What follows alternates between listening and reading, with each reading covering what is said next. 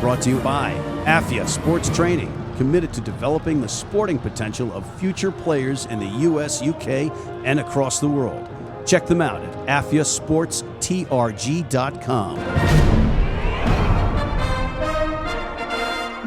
Hey everybody, welcome back to Rugby Wrap-Up, talking rugby in Midtown Manhattan at our Fantasy Sports Network Studio 34 studio, and in the studio with me, as always, the resplendent Stephen Lewis. Stephen, welcome.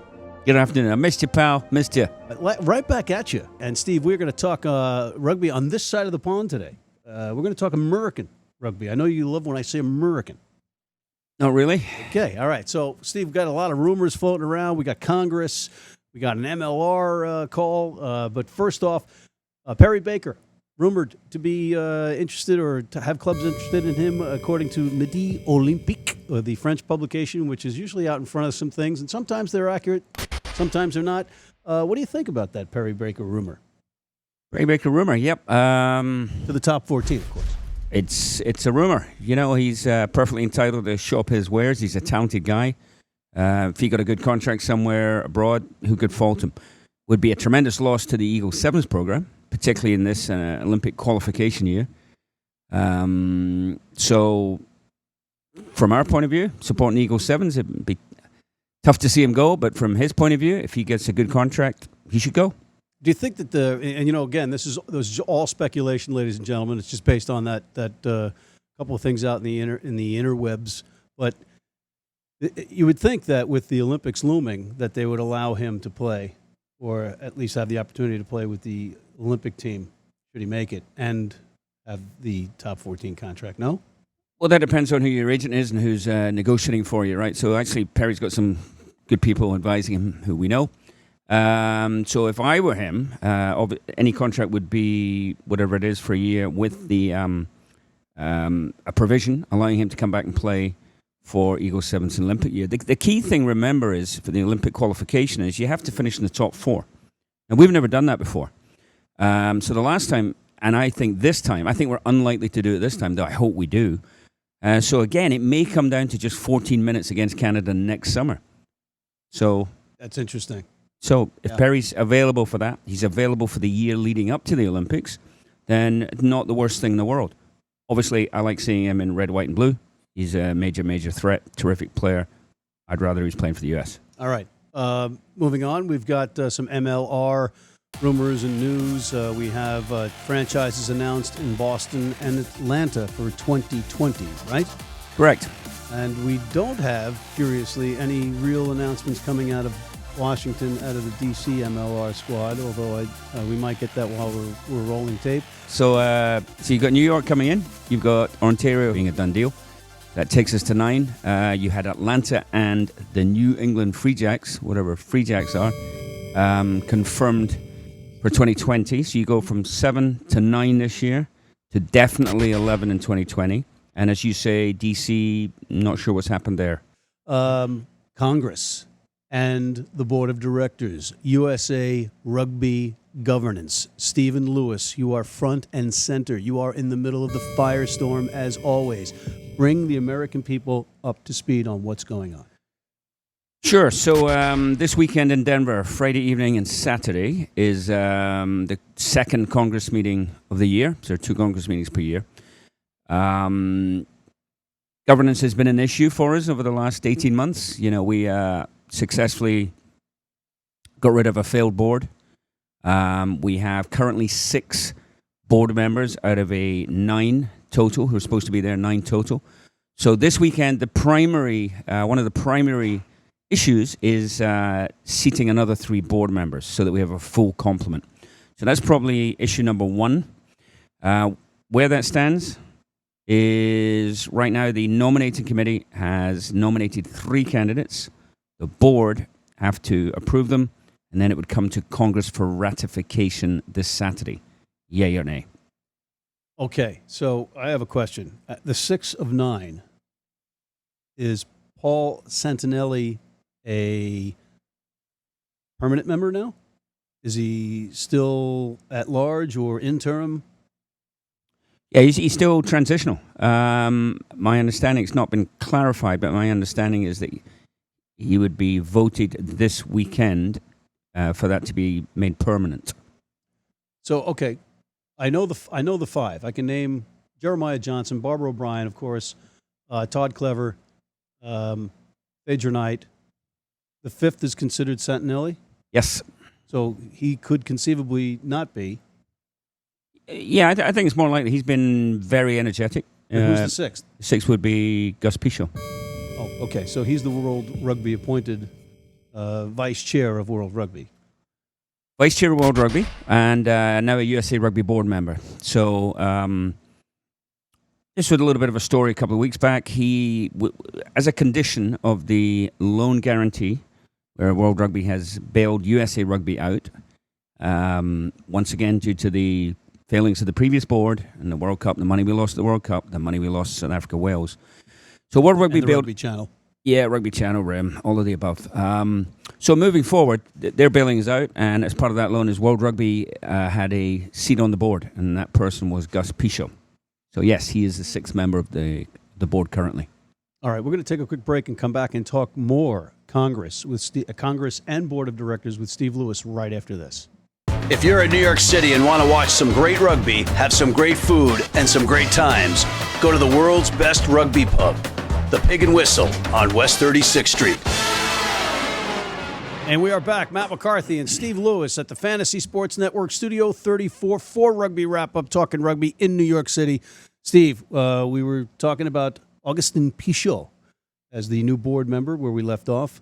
There were some rumblings on the internet and the web about him possibly having dirty hands or not being 100% clean in certain instances. All speculative. It depends on who you talk to. But what's your take on his background, his inclusion?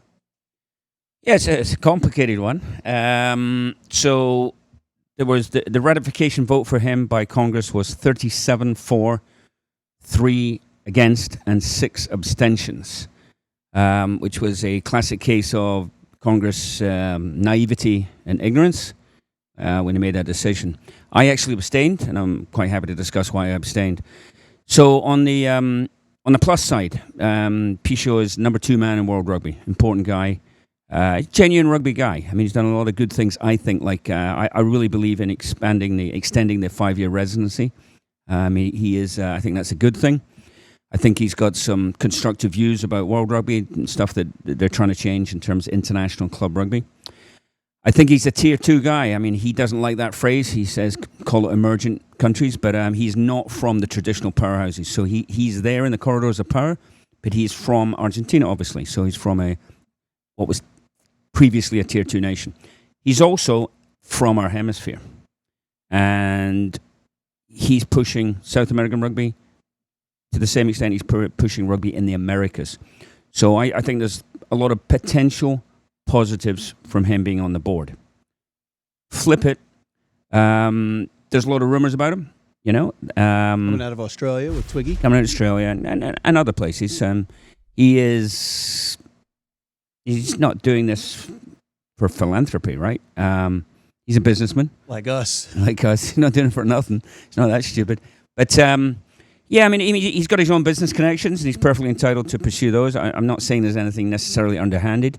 What I do think is, and what concerned me and why I abstained, even though I think he's probably a net benefit, is that his first instincts aren't what's good for American rugby. So he's sitting on our board, and Gus Pichot has got to think about World Rugby, he's got to think about Argentinian rugby, and he's got to think about Gus Pichot, and he's got to think about American rugby. Where does American rugby come? But that begs the question, or the theory that what's good for World Rugby or what's good for USA Rugby is kind of good for World Rugby. No? I mean, specifically because we owe them money. Yeah, yes, no, it's much more complicated than that. Rising tide floats all boats, but you have got certain issues coming up where World Rugby, USA Rugby, and individual US rugby investors or people who put money into US game may be odds, Vegas sevens, right? So at what stage, I trust the board. I trust the fact that they will ensure Gus recuses himself on any appropriate matters where World Rugby is perhaps he or World Rugby are perhaps conflicted. But there are matters he will have to recuse himself from. He has a lot of fingers and a lot of pies. I think he's a genuine rugby guy. Again, I think he's a net benefit. But if I was a board member or if I am a custodian of USA Rugby, I would keep a very, very close eye on him. So why abstain in the vote? I don't think he should be on the USA Rugby board. So then shouldn't you just vote no? No, because I think he might be a net benefit. So I'm not opposed. World Rugby had to have a representative on the board. Whether it's him or someone else is a different story. What is the point of abstaining? I mean, you're there to vote. Is an absentee or abstentia? Is a yes is an endorsement. A no is a absolutely not. And abstention is the middle. I have concerns. What if hypothetically everybody abstained? He wouldn't have been ratified. Okay, all right. Something that the abstention thing's going to come up again this weekend. All right. Before we move on to bylaws, the restructuring and review or whatever, let's touch upon briefly. Pichot is in the middle of trying to get something reorganized in World Rugby, specifically around the World Tests, and make it like a World League. What do you think about that?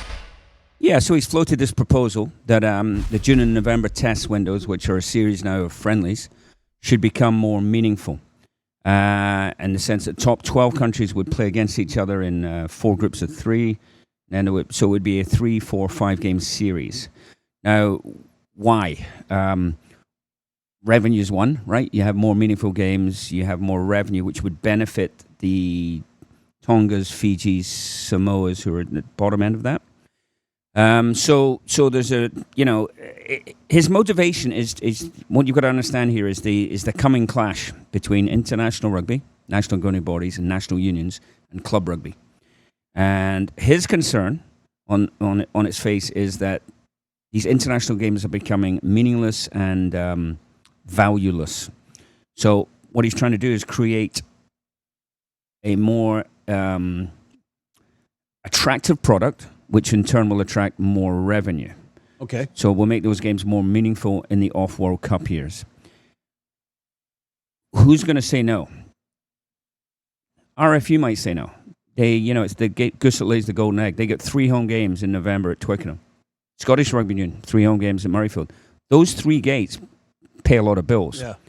So would they be prepared to give up those home games every November and that guaranteed revenue source? So I think what you'll find is also, there's player welfare, right? What do the players' unions say? Is it more games? Is it less games? Is it more stressful games? It's an interesting concept. It should certainly be explored. And right now, World Rugby is in Sydney and they're exploring this, right? This is the big conference right now. I haven't really got my head around it yet, so I'm not sure where I would stand on it. But I like meaningful games. Then again... Would you abstain? Yeah, probably. That seems to be my preferred course of action these days. All right. Okay, good enough. We are running out of time on this segment, so I want to move ahead. We've got bylaws, revisions, and reviews. USA Congress, of course. Yeah, back to the Congress thing. So obviously we're trying to fill the board, right? We're trying to have a strong board that can drive the game forward here, and we'll see, how these candidates pan out, right? We don't really know a lot about them. We'll find out this weekend. So hopefully that happens. The second big thing is, clearly our governance has failed us in the last couple of years. So there have been significant work done by certain members, Ron Watson, Mike Crafton, who's actually an alternate, Ron Watson of Texas. The same Michael Crafton that you butt heads with here in the early goings of Rugby Wrap-Up in this studio? No, he's a fine man. Speaks with conviction. Paul Santinelli's been very busy as well, the new board member. So they have put together a sort of working document, a draft document to look at revising some bylaws. The critical one is the nominating committee, right? So here we go again. We're seating a board with the same failed process that we used before that gave us the failed board before. That's my biggest frustration this weekend. There's no way around it. We can't change that process until you change the bylaws. Right. You can't change the bylaws without a process. Ross Young on with us, which just went up, mentioned that you can't change that nominating process until the bylaws are changed. And Barbara O'Brien, the sitting chair, or the interim chair, took a lot of heat, I thought, unnecessarily from the likes of you and the likes of Pat Clifton, or the likes of Pat Clifton, in terms of what she said on camera. She was wrong about the nominating process, but I didn't see her as contradictory, we do discuss this, but she got it wrong. But she did say that she wasn't qualified to be the chair, and we can argue both sides of this going forward. But it is either way, it's got to be a simplified process, and it's backwards. It's got to be an improved process, right? It's failed us before. The jury's out this weekend. What's it going to provide this weekend? Is it going to succeed or not? There've been some tinkering to some of the assessment processes, but it's similar people. Marnie Vance still the chair. There's certain other people are on the committee, so we've got to get that right. Unfortunately, we're going to have to wait till this weekend to change it, so it won't help us this go round. But Congress itself, 46 people. Is that realistic? Is that effective? Are these people representative? Are these people engaged? Do they do their job? Yeah, too many people to cover a lot of this in stuff. my opinion. But I'll tell you more Saturday night, right? All right, fair enough. And we've got a new CFO, Eric Gleason. Yeah. Not related to Jackie. Apparently not. Right. Apparently not. Met him briefly yesterday. He's from USA Soccer. He's definitely got the resume and the chops and the background. Interesting job choice for him, walking into basically anyone. Or anyone. Yeah. I mean, we should talk. Taking over the finances of USA Rugby at this particular juncture is challenging. So wish him all the best, and we'll get to know him a little bit better this weekend as well. He's making a presentation on RIM. All right, fair enough. And I just got to touch base one last topic before we end. The recommendations from SRI. What flew? What stuck? What was? Because we spent like $70,000 on that consultation, right? So I've got an opinion on that, so I'm going to give you an opinion on that. So SRI are a pretty well-respected company. So they did a fairly thorough review. That review did not come down to Congress in its entirety, by which I mean it was somewhat diluted, somewhat watered down. So their recommendations came through the board. The board took a look at that, not cherry-picked, but I mean there were some things they agreed with and some things they disagreed with, which is their right. And then that came down to Congress. So that's the basis of some of the bylaw revisions and bylaw discussions that are going to happen. But it's certainly not a whole-scale adaptation of what SRI recommended. Did you say whole-scale? I think you said whole-scale. I meant wholesale. Every so often, right? Blind squirrel. Anyway, so the point is wholesale. Okay, it wasn't adopted wholesale. So we'll see. And that is the basis of the bylaw discussions this weekend. And I know that you're probably not privy to the exact conversations about these kinds of numbers, but any updates on the negotiating down of the debt from Rugby World Cup Sevens or Wales, South Africa? I mean, those are still moving parts, right? The moving parts. I think we're going to receive a report at Congress about the World Cup. I think everyone knows roughly what the range is and what the World Rugby loan is. It's a line of credit, as per Ross Young on camera. Yeah. It's not technically a loan. Fair enough. Semantics. We're still in Hawk. We still have a World Rugby board member because of it. So, no, but it would be interesting to see what percentage is a juicy bit coming. What percentage of that is expenses related to World Rugby members at the World Cup? I'll leave it there. What are we saying? Are we saying that there's like $700,000 on the books from World Rugby bigwigs and executives traveling over to the World Cup Sevens, and that's on our dime? No idea. Can't comment on the exact figure, but it's been flagged. All right, it's been flagged, and we're going to leave you with that cliffhanger, ladies and gentlemen. So on that note, Mr. Steve Lewis, as always, thank you for coming in. I'm Matt McCarthy for Rugby Wrap-Up in Midtown Manhattan, talking rugby at the Fantasy Sports Network, Studio 34 in New York City, signing off.